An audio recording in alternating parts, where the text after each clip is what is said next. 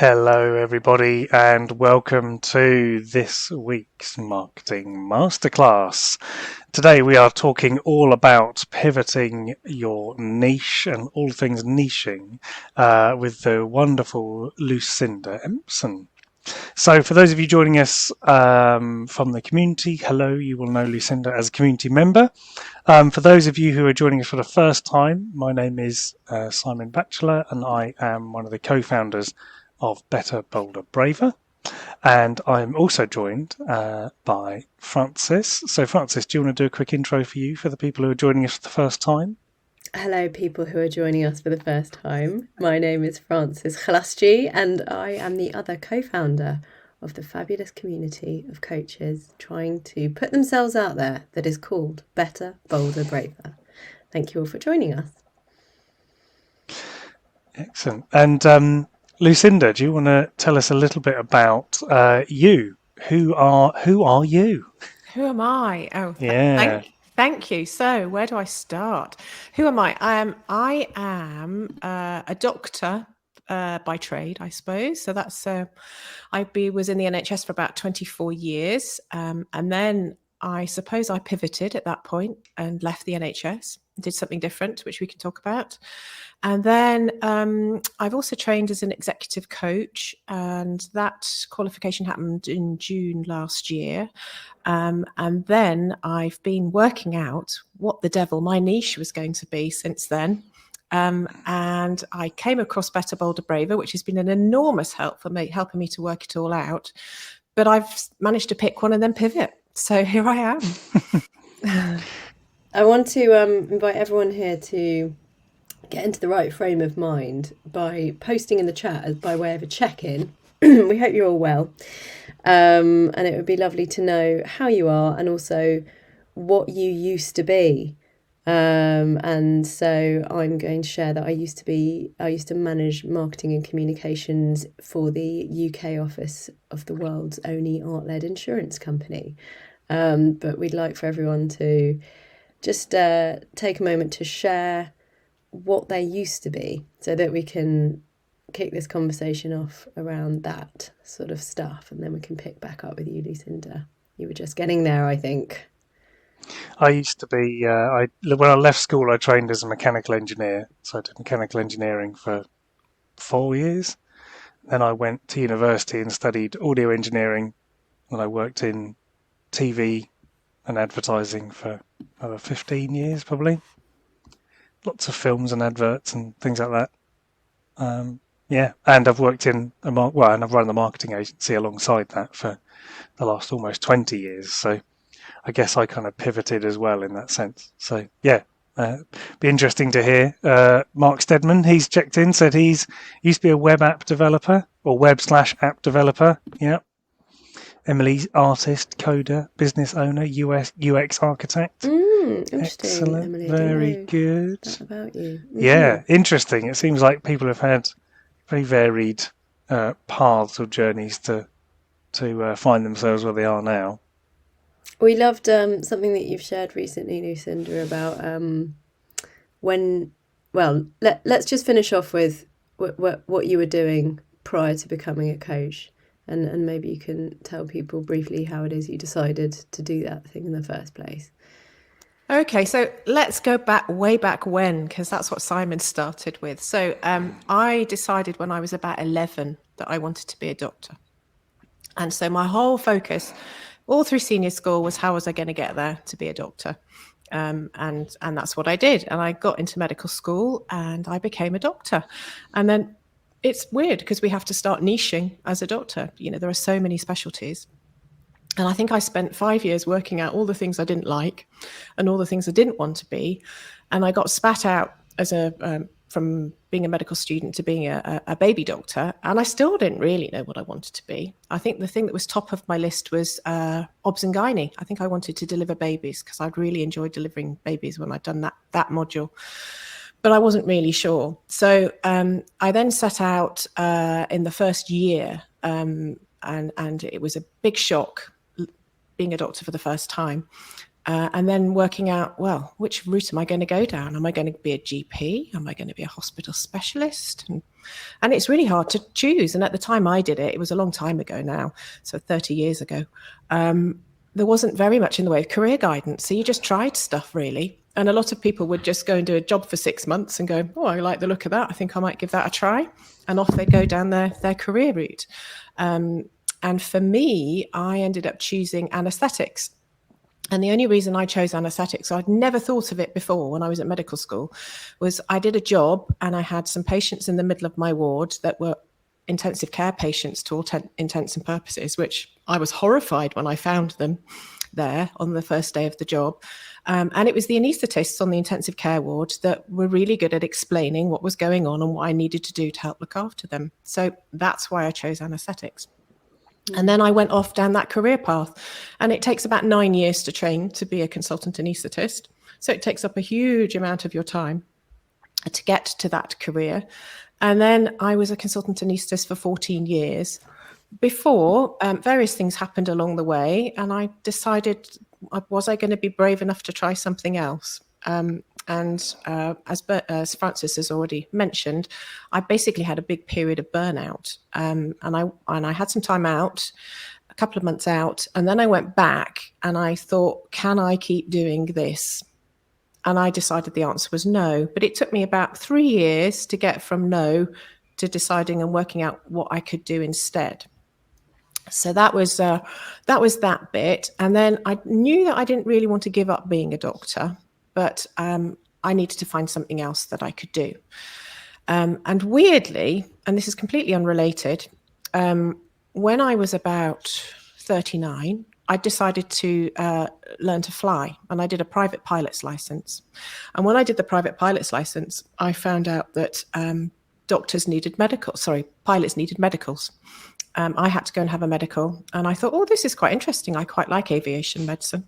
And I did some training so that I could be an aviation medical examiner. And I did it very part-time as a consultant anaesthetist, like one afternoon a week. And I decided that when I was thinking of changing career, that I could build on that, and then I could use that as my new job, if you like, when I left the old job, when I left the NHS. And so that's what I did. And I did that for a period of time, full-time, from probably about 4 or 5 years. And then I think it was I'm going to say it's the first lockdown. It might have been just before the first COVID lockdown. I decided that I was going to do some coaching training, which is where the coaching came about. But what I'd found when I'd given up working in the NHS was the bit that I'd really missed from that job was all of my interaction with trainees and education, because I loved that part of my job. I was a college tutor and I looked after lots of trainees as they were coming through, and I used to mentor and coach them informally, really. So I'd done mentoring and coaching for a long time, but without a hat on my head that's had the word coach written on the top of it. And so when I was finding I was missing it, I thought, well, maybe that could be something that I could do.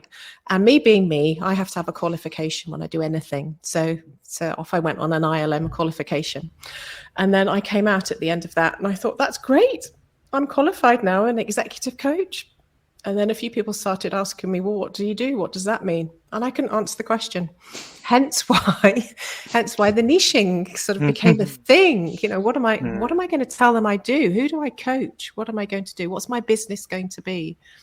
So that in a nutshell is my squiggle to how I got to where I am now. Okay, so I feel like we can go in a number of directions. But what we want to focus on, I think, is sort of how you came to think that what you should be doing is coaching doctors who've burnt out. Do you remember when that decision was made? So I after I had a period of time of thinking about this executive coaching, and I really didn't know what to do. Niching really became more of a thing for me after I joined the Better, Bolder, Braver community. And I had randomly heard you speaking on a podcast. I was driving somewhere and I heard you speaking. And I just thought, oh, this sounds like something I'd really like. And so I signed up before the community was open, and I was raring to go when the doors opened. And then I thought, oh, well, this is what I'm going to do. And I thought long and hard about how I could help people, because I really wanted to help. And I thought, well, the obvious thing for me is to do burnout, because it was dreadful. I didn't like being burnt out, and I'd really like to stop doctors getting burnt out. We were coming through COVID, and I could just see a real need for people, for lots of healthcare workers, really, and that coaching for burnout would be a good thing for me to do. So that's where my first niche came from. And I got as far as making the website, and I got as far as starting to write some of the content and working out how I was going to go about coaching doctors for burnout.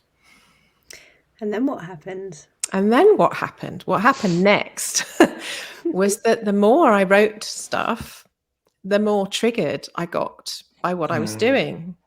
So I was starting to get cross. I really was. And one of the things that I have, and I think one of the values that I have, is I like to stick up for people that I feel are downtrodden, or they haven't got a voice of their own. And I really like to champion that.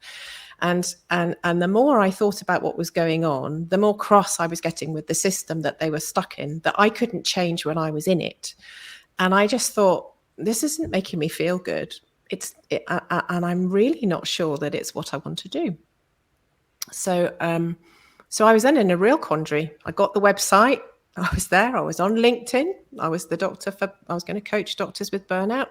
Then I had somebody contact me, and all the time I'm thinking, I'm not sure I can do this. I don't know if I want to do it. So there was a pivot on the way.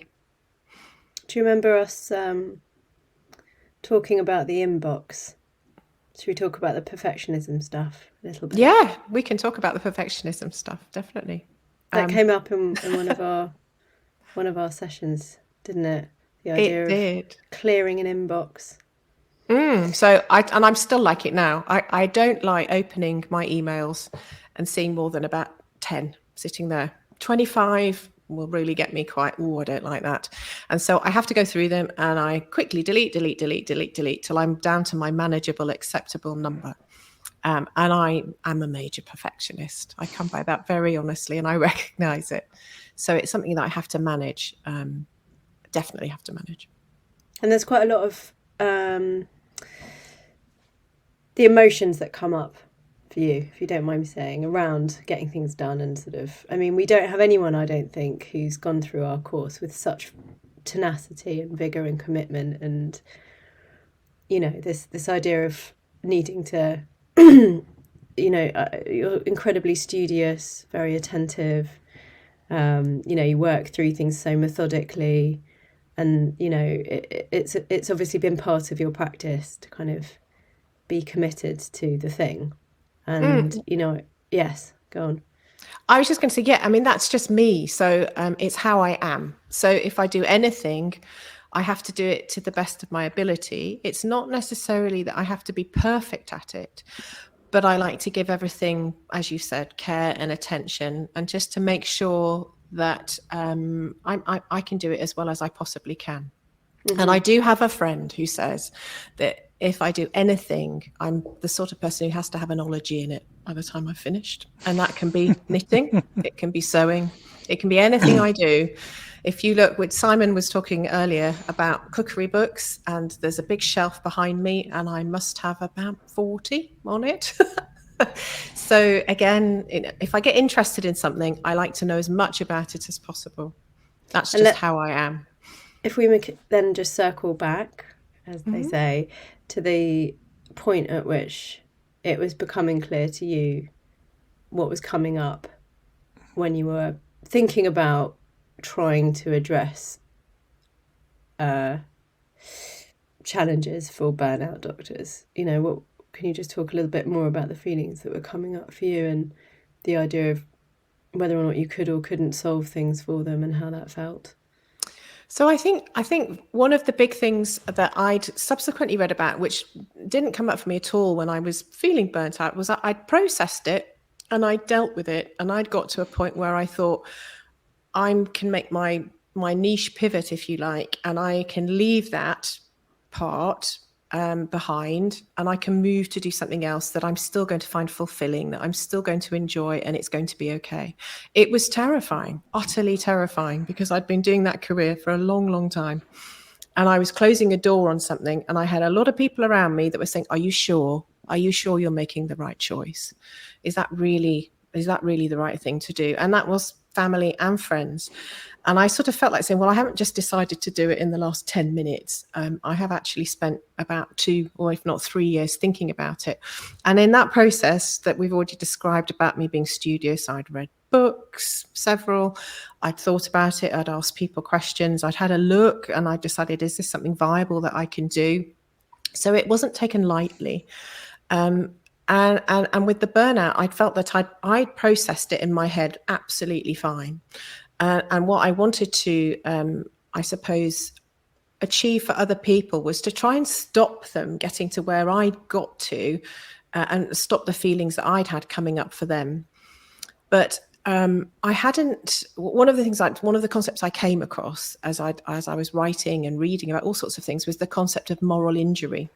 And moral injury comes about when you're working in a system and the system starts to expect you to do things which are perhaps slightly outside your values. And it doesn't necessarily mean that you're doing something bad or that it's particularly unsafe, but it doesn't quite sit with how you perceive the way you want to work to be. And I think it's not just in healthcare. I think there's a whole pile of organizations which can inflict that sort of moral injury on people.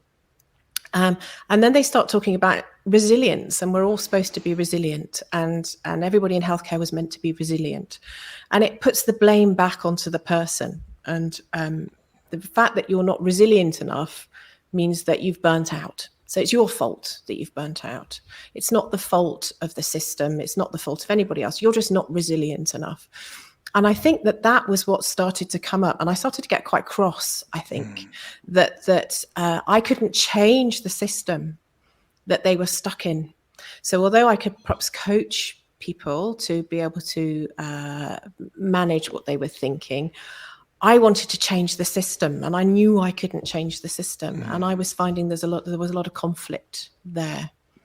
Okay. For me. Let's park this idea of not being able to change the system and resilience for a second, because I think it will come up nicely when we go on now to tell people, if you would, what was the situation that made you think about your new current, let's say, my current niche.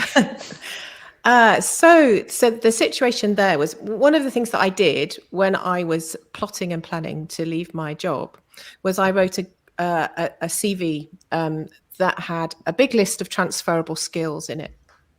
And there must have been, I came up with about 13 things, because when you're entrenched in a job, certainly if you've been a doctor, you think you can't do anything else. And I come across it at the moment with pilots who've been stuck in difficult places and lost their job. They think, I can only be a pilot. There's nothing else I can do. And slowly you start to work out, actually, well, I've got all these skills and I could apply them to other things. So I did the same really with the coaching. And I sort of sat there thinking, well, just because I've said I'm going to coach doctors with burnout doesn't mean I can't use all my coaching skills that I've got to coach any niche. But I've now got to think about a niche that I'm interested in, that has had some, for me, it had to have some impact. And I needed to feel that I could help. So the niche I've chosen is that I'm working with professional women. So that was using my executive coaching. And I chose divorce because I've never been divorced. I will say that now. So I have no idea of the experience of divorce, but I have seen what it does to close family members and close friends who are professional women who've suddenly had a whole Chernobyl of stuff land on their heads. And they have to unpick it, as well as cope with it, as well as then turn up at work and function in the way that's expected. So it was a mixture, I think, of who I've seen people around me, and then thinking I can use all of these skills that I've got to be able to apply them in a completely different area. Okay. Thank you. So I think where do we go from here? Do we go down the road of, can you help people if you haven't had personal experience? Or do we go down the road that is system changing and not being able to change systems and how that feels? And I'm thinking about resilience, which you talked about before, and I can't help but want to go down the road of how it feels to be resilient in marriage, and not being able to change the system that is the structure of your life outside of work. And I'm wondering how it interests you that there is this part of the work with divorcing professional women that's around the very stuff that was quite triggering for you, the idea of not being able to change systems, because there is that, isn't there? You can't change where people are coming from, whether they're burning out or having to get divorced. They're having to make a major life-changing shift, and you can't change the system that they're coming from. No, I can't. I very much can't change the system that they're coming from or the system that they're in. But the way that I like to coach is probably got its roots in cognitive behavioral therapy. And I think there's a nice term which you can use if you're not doing therapy, which is cognitive behavioral coaching. And so I'm very much into the fact that what you think governs how you feel, and how you feel governs how you behave. So although you might be stuck in a system that you're banging your head against the wall and you think, I can't stand this, you can actually start to subtly change the way you think and you feel about it. And I'm not talking about saying, oh, you need to think happy thoughts every day, because that doesn't work. You can't just go, oh, well, I'm going to constantly criticize my thoughts and have a go at them, and I'm going to have new thoughts, because that doesn't work either. Because you just have to have an awareness and a space to work out how you want to think, how you want to feel. And instead of reacting and doing things over and over again the same way, you can just give yourself a little bit of space to go, I'm going to act. I'm not going to be reflexive. I'm going to be reflective, and I'm going to act in a slightly different way. And that's where I'm coming from, I think, with it. So although you can't change a system or necessarily break out of something, you can change the way you react to being in that position, if that makes sense. It very much does. And, obviously it would be great to get to, how it is to market a niche when you're not on authority in the conventional sense, i.e. you haven't had life experience. But just before we do that, I'd like to stay with this for a bit, if we may, because we talk about marketing, excuse my French, everyone, as another fucking self-growth tool, and you and I have talked about divorce as another fucking self-growth tool, and you're talking now to the idea of having to develop these reflective skills as somebody going through something that is, potentially very triggering and sort of invites reactivity readily, and the skills that can be developed when going through a divorce arguably then can affect you in many positive ways in other areas of your life. So can you talk a little bit about how you feel you have much support to offer in that regard, based on your own experience or passion that you have for that? Yeah, so I think the sort of going back to having had to live something in order to be able to coach in it, I don't personally think that that's the case, because for me, one of the really important things with being a coach is being able to hold space for somebody else. And I felt that when I was being triggered by the stuff I was writing, and yes, it's the growth tool, if you like, I'm writing all of this stuff down and I'm processing it all. I felt that I was getting cross and, as I said, triggered by it. And if I had somebody sat in front of me who was telling me all this stuff, I could feel that I was almost, if you're not colluding, but I was in danger of not being able to hold a nice neutral space for them to process what was going on without me wanting to go, oh, yes, and that. Oh, yes, I know exactly how that feels. That to me was one of the things I wanted to try and avoid as a coach. Now, I'm not saying that for anybody else that that's wrong, and they can use all of those things and their experience in a positive way. But for me, in that particular circumstances at the current time, and it could change in 6 months, 12 months, 5 years time, I might well be able to hold that space and not be triggered by it or react in a way that I think perhaps isn't a good way for a coach to react. Whereas I'm a step removed with the subject of divorce. So I can use all my skills, but I've got the ability to hold that space for the other person to explore where they want to go. And that's why I've chosen it and why I feel happier to be able to do it. I love that you both answered my question and very neatly segued into how to do good marketing if you don't come with the life experience that makes you typically an authority. So well done. See what you did there. So now let's talk about how you came to I won't forget you came to a session with me, and you actually told a story that you haven't told, which is that you were having a cup of tea with someone and it just dropped, the idea of the divorce coach thing. Do you remember? Oh yes, yeah. Kind of out of the blue. I went round to see a good friend, and we were chatting about it, and she's another doctor, and she just sort of said, well, we were talking about the fact that I was getting cross about things, and she said, well, why are you doing it then? And we'd got to talk about a few other things, and she said, I think that divorce would be a really good thing for you.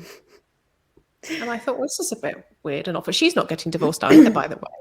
And I think she'd seen something in a newspaper, and it was just in her head at the time. And I just said, oh, that's quite a good idea, actually. I'm going to go and think about that. So it was a bit random. Yeah. And then the more I thought about it, the more I thought, well, actually, that could be quite a good thing for me to do. The same thing happened to me when I was in a conversation with someone in front of a load of coaches, and they said to me, why aren't you doing marketing support with coaches? And I was like, what? I didn't know anything about coaches, and so I think these things sometimes just fall into our laps, and then very quickly we can see that it makes perfect sense based on the experience that we do have, and how actually we have very applicable skills for that group of people. Exactly, Carlos, emergent strategy, the best kind. Rather than putting too much pressure on ourselves to work out in this instance what our niche might be, sometimes it's being open to what somebody or something is kind of pointing us to, and then considering if that's a possible route. Exactly. Being open to what the universe is telling you and being able to interpret whether it's right for you, and then tell other people why it's right for you. So on that, you then got very enthused, didn't you, about this idea? And now you're at a place where, tell us what you have done in terms of your marketing on this new niche. So what have I done? So I think I decided in October time last year that I was going to be switching my niche. So I suddenly thought, what am I going to do now? Because I'm going to have to stop doing the 50 posts that I've got to do. Or should be doing, all the coulds and shoulds. They were all there, Simon. And I just thought, I'm going to stop because I'm not ready to announce this new niche yet. So I just stopped all of that sort of activity. And what I focused on doing was building a website, which I did myself from scratch. So it took me a long time just because there was an awful lot of learning to do, so I did that. And then while I was doing all of this, I was getting more and more involved in the Better, Bolder, Braver community. And one of the things that I just really feel passionately about is the power of community and the power of support. And so I decided, actually, I quite like to have a mighty network of my own to help women. And there's all sorts of stuff which we've talked about in other places about how to structure product and how to cost it all and how much it's going to cost. And I was very aware that the way that I am is that I wanted to have something that lots of people could have access to that was maybe at a lower price point, as well as one-to-one coaching or group coaching and all of the other things that I'd got whizzing around in my head that would be a good idea to do. So I then started doing both in parallel, and I wanted to have stuff in the community before I did the big launch, which I got around to doing, I think it was about the end of January. And so I started switching the content. I did manage to repurpose some of the things I'd written with a slightly different slant. And then I was just really thinking about how to go about it all. And I'm still there thinking about how to go about it all, just working things out, really. So I've now got a website and I've got a community. I want to build an email list. I've got one person in it at the moment, but it will grow. It will. And my community has got 4 people in it, I think. but it's got the potential to grow. And so I'm just at the very early stages of trying to launch a business and market myself. That's where I am. Can you tell people what we were talking about this morning in terms of well, what were we talking about this morning? How do you recall what it was that we were talking about? The bit that so my dog is barking. I do apologise. I knew he would. This morning, I was talking about feeling overwhelmed, really, because I've got so. What I'm trying to do is write good content to go into the community. So I'm wanting to write articles which are going to be useful, and it's to be in the community, and then for me to use it when I'm using it as my coaching project. So I find it quite exhausting to do that. And then I was saying, and then I feel like I need to try and repurpose it into other things. And I might, get 3 social media posts out of something, and I'm really worn out by the time I've done all of that. And it's like, I was saying I was finding all of that overwhelming, and then trying to think of, I need to do something listening, and I need to do something watching, and I've got all the kit to do it, and I'm ready to do it, but I've just sort of find that I'm a bit, worn out by the end of what I've done. So I'm finding that quite tough. And then I was going to say something else. It slipped my mind. Keep talking, Frances, and it will come back to me. Well, the thing that I think we were talking around as well was how to work with becoming, being seen as an authority, and how content serves you in that regard. So what I think we're talking about with you is this idea of transferable skills. And I know there's a couple of people in the chat here who are having their own relationship with what niche should they focus on. And for some people that's, for some people niche means what is my niche approach to coaching, and for others it's what's my niche audience. And both of those things are, of course, relevant because we want to talk about our method, and we want to talk about who we're trying to serve and why us. I'm just going to read Mark's comment here. I found it useful to focus my energies on the bits that don't drain my energy. So for me, video is harder, and I want to do more podcast-wise than just read my blog posts. So I've focused on my writing, and it's had a big effect, and I'm often featured in industry newsletters as a result, when my podcast and video content was not.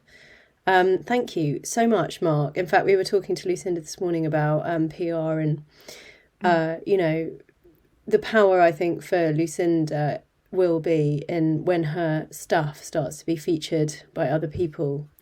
And I think that as she builds up this kind of accolade and library of content as the authority, the coach authority on professional divorcing women, more people will be looking to Lucinda as for comment and thought piece.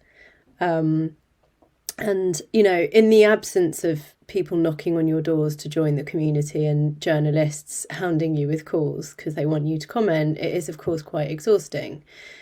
And the exhausting nature of generating content is in generating content. But I think also, just to kind of hark back to your burnout experiences and the idea of not being able to change the system, I think what's exhausting for you, isn't it, is the amount of effort that you're having to make in terms of saying stuff about stuff that you feel, and people aren't really listening, and nothing's really changing, and things aren't really happening, and burnout is happening, and it sort of feels, doesn't it, rather like all the stuff that you were looking to leave behind. And so I guess my invitation to you is, how is this another fucking self-growth tool for you? And, what are you doing with the advice that you, not advice, but what do you, how are you holding space for yourself to process how it's feeling for you to kind of feel slightly burnt out by the content generation and slightly frustrated by no one knocking on the door?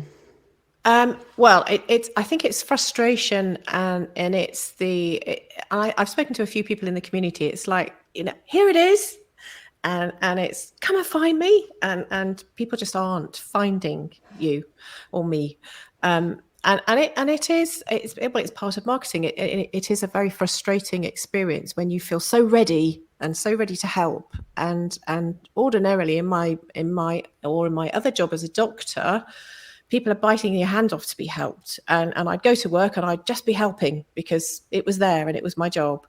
or when I'm doing my new role in aviation medicine, they need me to do the medical. So it's sort of a ready-made, ready to help. Whereas this is being really raring to go to help and not being sure that what you're doing is helping. And I think that's one of the things I spoke to somebody else about, that we write the content and the bits you put onto social media and you send it off into the ether, and you have no way of knowing if it's helping or not helping. And you have to have a leap of faith, I think, that somebody somewhere might read it and that they will then come to you. So I think I was finding that. I think that's one of the things I'm finding hard, is not knowing or having that feedback, if you like, that it is helping and what I'm doing is helpful, which I'm not used to. And in terms of what you were talking about before, about the sort of PR thing, it's trying to work out who to target and where to target it to, and trying to get it to the right place. That I don't have the skills yet to know how to do that, or do it in a way that I think, well, if I do that and it's really rubbish and my approach to those people with my email doesn't hit right, then that will be it. And that opportunity will be gone. So what I'm trying to do, I suppose, in a long-winded way, with how to stop myself burning out, is just to say, actually, it's okay, and that what you're doing is all right now, and it might be different in 6 months' time, and you've had a conversation with somebody that you didn't have before, and you've just had a blog accepted somewhere that you didn't know that was going to happen. And so it is a very gradual sort of evolution, and I'm trying to accept that it's going to be gradual rather than instant, which I think is a big problem for a lot of people. I'm not sure what you think about that. Yeah, I think there's a lot of pressure on content to deliver immediately, and I think especially coming from the world of, as you say, ready-made customers. Obviously, the big downside of working in medicine is that there's always people who need your help, in the sense that there's no shortage of people who are ill and or need help. But in the sense of marketing, it's not as simple as that, and it does take time. And I think there is that sort of wilderness stage where you are sort of putting stuff out into the void, as it were, and just sort of hoping it's rattling around somewhere and people are picking it up. And I think there is a lot of trust you have to put in the system of, if you put useful stuff out there, you're authentic with what you're saying, you're being useful rather than pushy or salesy, which I'm not implying you are, but just in general, that's then ultimately that stuff does start to get noticed and people do start to pay attention. I mean, we were talking about, what we were doing and what we were building for 3 months, I think, before we launched. And we didn't know whether, when we opened the doors, whether anybody was going to click in and come and join us. So you do just have to sort of trust and build up and hope. And, turns out actually we had about 40 people join on day one, just because they were on the mailing list and we sent the doors are open, and in everyone came. But you have to stick with that for a while, and that is that. And I can see how that maps also to what you were saying about burnout, because there is some overlap there. You don't want to burn yourself out and put yourself under too much pressure. I have to do this, I have to do that. Everyone says I need to be doing this and I need to be doing that, and I need to be releasing 2 podcast episodes a week, otherwise my whole business is going to fall flat on its face. It's like, there's elements where you need to be kind to yourself as well as try and keep motivated, and it's a hard balance to make, especially if you're trying to do it on your own. And I think the other thing as well is you start to question your niche, and so you start to think, well, maybe nobody needs this. Maybe I'm coming at this all wrong. Perhaps I should be doing something different. And it's knowing and having the faith. I've just seen Carlos's comment there, that actually what you've got is good, and that it just needs some time to grow. And I think I said to Francis right at the very beginning that I found it helpful, I think, thinking about a niche as something that we start doing really from the minute that we learn to talk. Because we go to nursery and we have a little look round and we go, oh, I want to be friends with her over there or him over there. And we have to be brave, and we have to go and wander over and ask if I can play with you, please. And you might they might turn around and say, no, I don't want to be your friend.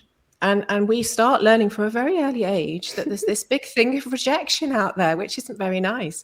And I think that that's something that's going on with niching, is that we're still doing it. We're still trying to find our tribe of the people who are going to let us in. You know, am I going to be the cool girl with the cool bag?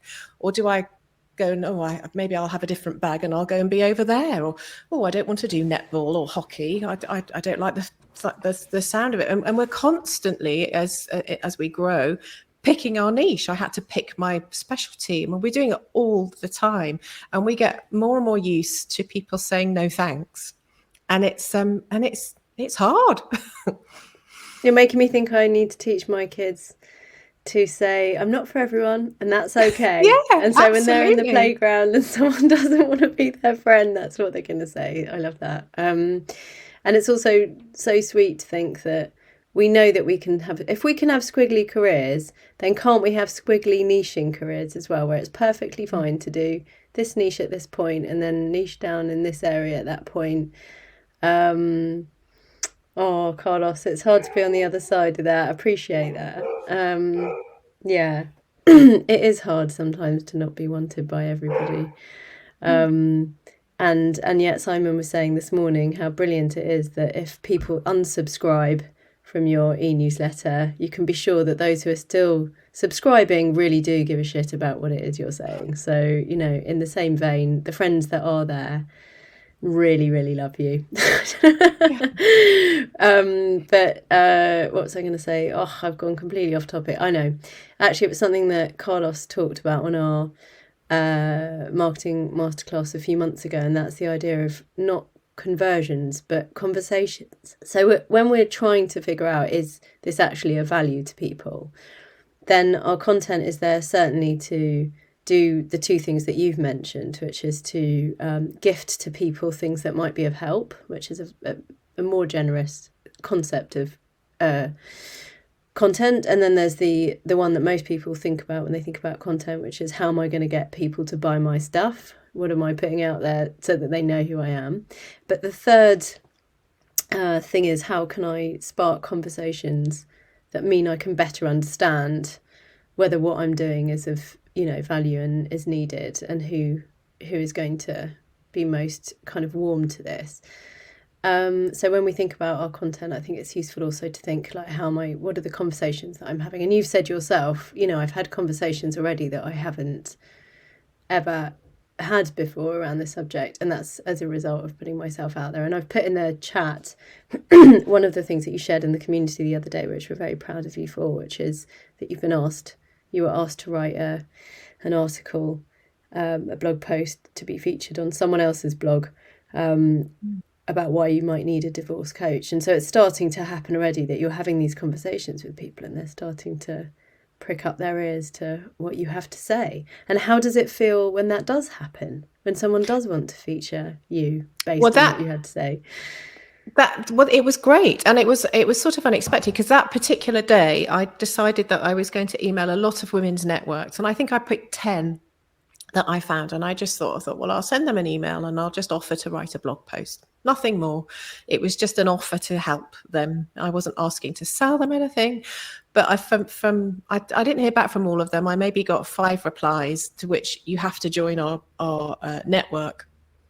And that was the end of the conversation. So, and I thought, well, I can't spend, some of them were £300-400 each. I thought, well, I can't afford to do all of that. So I'll just have to accept that as a no, thank you, not at the minute.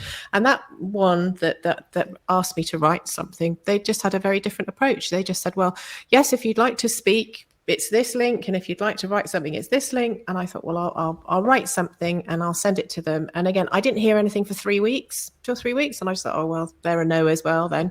And then the next thing was, I just got an email to say that we've approved it and it's going to be posted.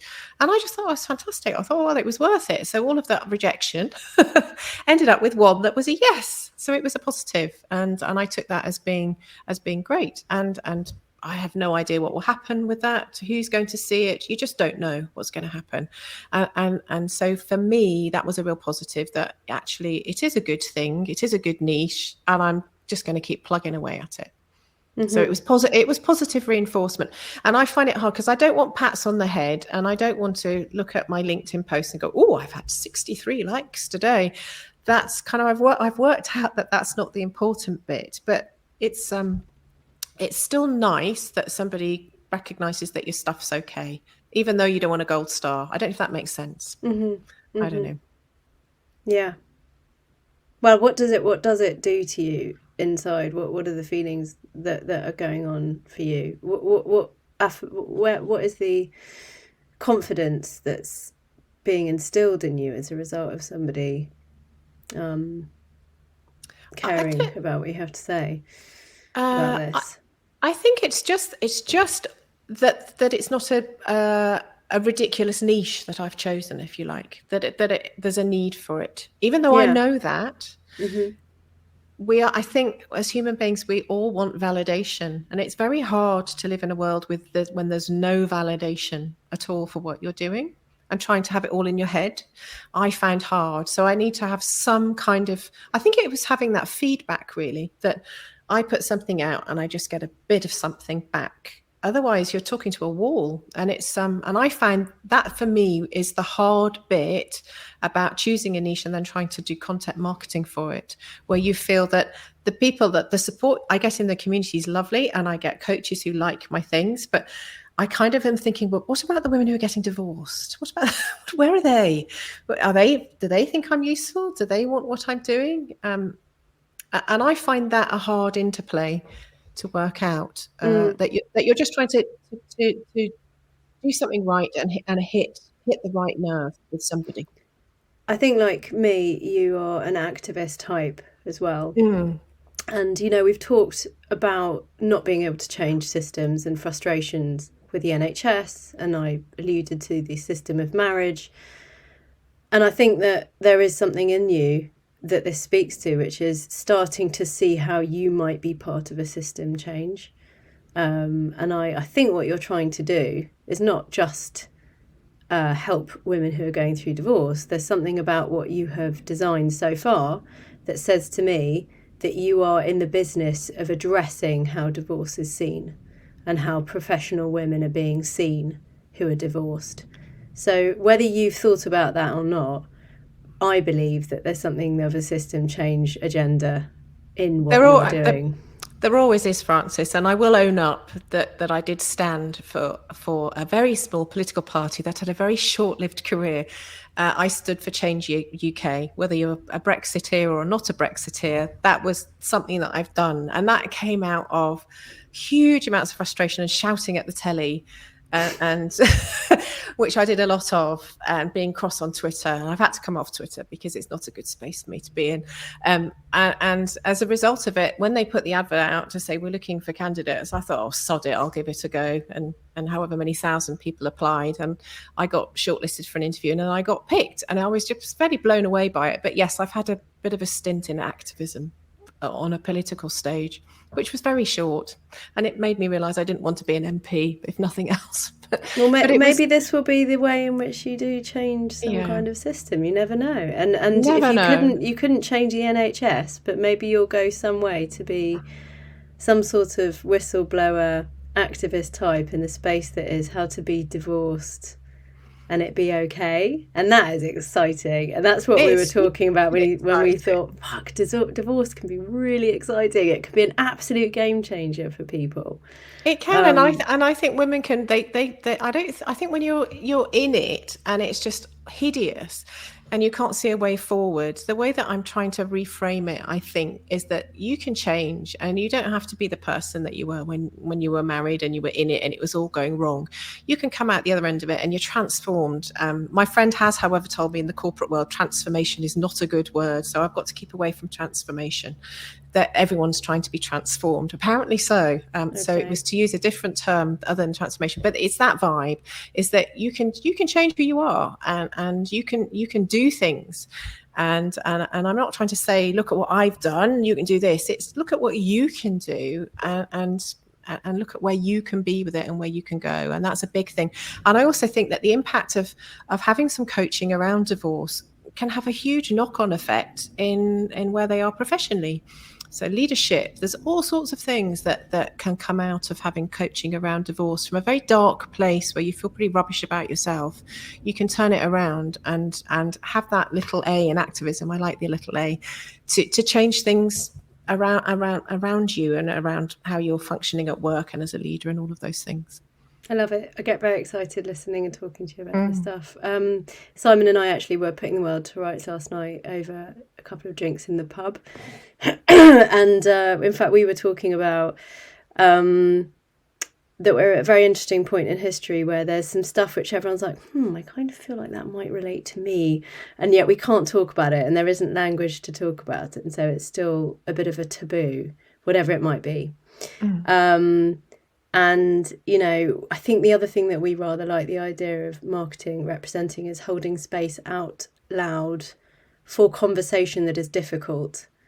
And there's a group of coaches in our community who are very brave and are in the business of helping leaders be more well in themselves, physically and mentally and emotionally. And something that's concerning them at the moment is how leaders can talk about what's going on in Ukraine and how difficult it is. And the elephant in the room that is that sort of everyone feels they ought to be paying homage to the situation. Nobody knows really what to say. And then they need to be able to talk to their teams about it. They need to know what the public line is that they're meant to be representing as a leader. And rather we thought, than they need to necessarily work out, our coach clients, what their line is on whether you should or shouldn't be talking about Ukraine. It's to hold space in your marketing for leaders in their situation who might have strong feelings about this or might not and feel quite alone. But by holding space and by articulating that there is a thing going on and by inviting conversation in our marketing, we are being seen not only as authorities, but also the gifters of space, which I think as coaches is a lovely concept. And we talk about coaching out loud through your marketing as well, and how the kind of meta communication and what you're putting out there shows what kind of coach you are. And I think by you sort of showing up as this brave individual who's you know, talking about things that are a bit tricky. Firstly, it's unsurprising that, you know, you're not having loads of people knocking on the door because, you know, it is a bit of a new thing. You are looking at changing the narrative, but I think it's going to come because I think when people it gains traction and people realise this is actually really exciting stuff and you're at the middle of it, you know, that's the bit I get. I'm so pleased that you are going to be part of. Sorry, that was a bit of a rant, wasn't it? No. Anyway, game changing for divorce. That's what this show is all about. Yeah, I'm slightly concerned about the title, "The Joy of Divorce." It's making me think of all sorts of other books. Yes, Previous. I think that's the pun intended. I suspect so, Carlos. Yeah, so I don't know. Has anybody got any questions about niching and pivoting and what comes up for them? I'd be interested to see. Questions, people?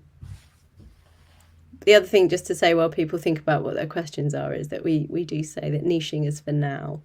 There's no pressure to have a niche forever, and whether that means approach to your practice or an audience that you're particularly enthused to speak to, you know, what's lovely is that you can pivot as and when you feel like it. And it clearly makes sense not to do that too often because otherwise people will be a bit confused. And the other thing that we say is, you know, people often say to Simon and me, why do I need to pick a niche? So, well, you don't have to do anything you don't want to do, but here's the benefits of focusing in on an audience. You know, you'll avoid burnout because you won't have to put content out that resonates with everyone, i.e. loads and loads and loads of stuff. And also you will start being seen as an authority if you talk quite specifically to a group of people. But, you know, go for your life, do what you want. No one's going to hold a gun to your head. It's just those are the reasons why we encourage people to try to think about being focused in terms of their method and their audience. So it doesn't look like there's any question. Simon, I do you want think to make one any thing that comments? is important when you are thinking of a niche is the fact that, like, when people are deciding whether they want to work with you or trust you, they're thinking of who, what, and why. So it's who do you work with, and do I fit that description of the who? What can you help me with, and is that what I'm looking for? And why should I trust you to help me get there? So without a niche, that's very hard to do.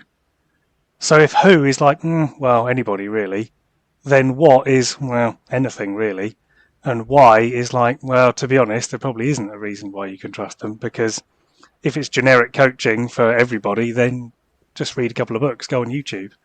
It's without a niche, it's what we describe sort of shouting at traffic. It's like if you don't have a niche, you may as well just hang a banner off a motorway bridge, because it's as effective marketing as talking to everybody, because it's just really vague.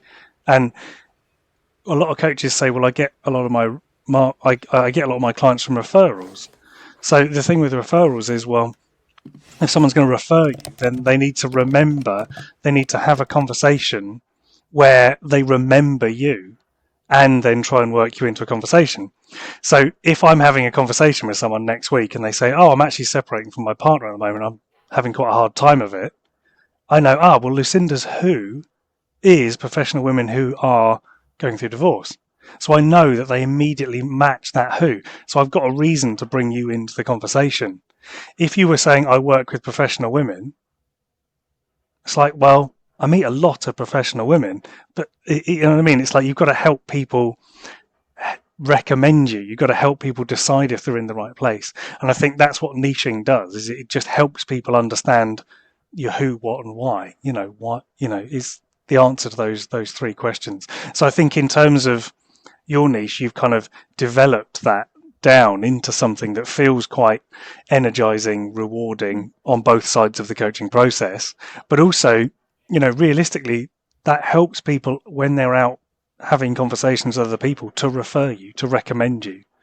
And without your niche, people would say, I mean, you might want to give Lucinda have a look at what Lucinda does. I'm not sure if it's right for you, because she does a lot of things for a lot of people. She kind of works with these people and she sort of works with those people. I'm not entirely sure what it is she does, but she seems nice. That's not a very compelling referral, is it? Whereas if you say, do you know what, I know someone who works with professional women who are going through divorce and she helps them, feel better about it, manage it, and blah, blah, blah. That's a fantastic introduction, a fantastic referral to make. And being on the receiving end of that referral, you'd be like, oh, I already feel like I need to speak to this person because it answers those three things. I was just looking at Emily's question. Hang on. Can there be a who, but a what equals anything? So can there be a who who's divorced, but a what is anything? Like, do you have to coach on the actual divorce, or can it be the problems at work, but they've just found you because of the divorce issue? I see what you mean. So this I think sort of speaks a little bit to that element that we sometimes talk about of you kind of attract people in because you talk about divorce, which is what they come to you for. But secretly underneath that, there's a whole load of other things that you work with them on. And quite often when clients come to you before they are a coaching client, they don't have the language or they haven't joined the ideas together to realize, to articulate that that's what they really need. So what they're asking for is what they want. I need someone to help me with divorce. But what they need underlying that is, I need help with all of these other things that they don't even know they need. They just don't know how to ask for it. So the phrase we use is, you sell them what they want and then you give them what they need. So they feel amazing because they've purchased what they wanted. So they feel great. And at the end of the process, they got exactly what they needed. So they feel delighted by the whole thing. And they walk away from it going, oh my word, I did some coaching with Lucinda and it was amazing. I came to her to talk about divorce. And actually, we spoke about all these other things and she sorted out all this other stuff. It's so yeah. So I hope that helps, Emily, but that is essentially it. So you don't necessarily have to talk about all the other things you're going to be working on, because if people aren't able to articulate that and they're not ready to hear it yet, you don't need to talk about it. That can be your amazing experience of working with you, that you kind of don't necessarily need to try and explain to everybody, because that's when you get into that danger territory of trying to tell people that they need coaching. Anyway, yes, that we could do a whole hour just on this that. stuff So really before turns we us get on. Because so it's yes, like, very good question. it's amazing. People will come to you in the position of a victim, the victim of divorce, the victim of the persecution that is going through a divorce and being professional and having to navigate it and blah blah blah blah blah blah. But where they'll get to, because they get what they need, is all this other stuff that Emily has articulated, and they'll feel so empowered. And that is why divorce can be such an amazing self-growth opportunity. It's super exciting. Wonderful. Sure is. And Well, in the same vein, I'm just going to quickly say, one of the lawyers I was talking to just said, what if I had a man that I thought that would really benefit from your coaching? What would you do? So I answered honestly. I said, well, I might not be able to let him in the community because that's for women, but I can easily coach a man. I can do that too, you know. So you don't have to, you can be all, you can still be more things to more people within your niche is what I was trying to Yes, finish exactly. on. Yeah, I think that's a really good point. And it's like, you know, as you say, you wouldn't necessarily want them to join the community, but there's no reason why the one-to-one work wouldn't work or resonate or connect in that way if it did. So yeah, fantastic. Well, thank you very much, everybody.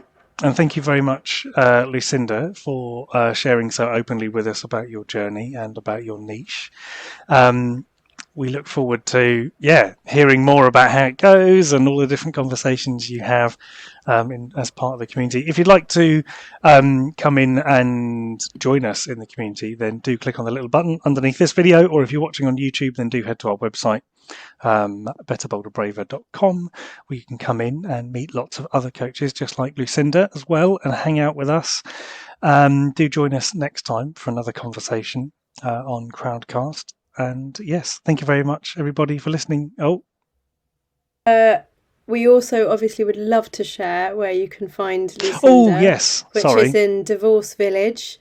And I stupidly do not have the link right here on my fingertips, which is unusual. So I wonder if you could kindly, Lucinda, articulate it out loud, and I will type it in the chat as well.